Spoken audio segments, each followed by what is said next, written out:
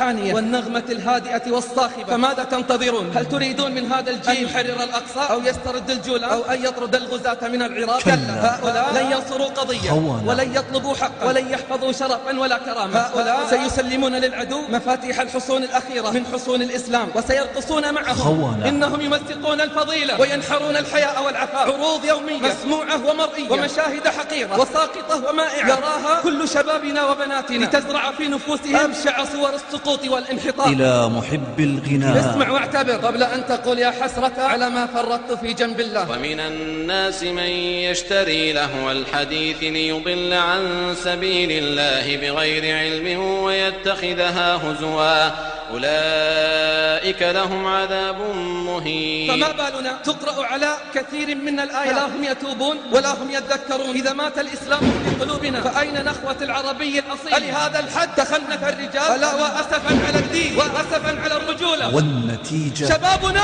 يموتون على غير لا إله إلا الله.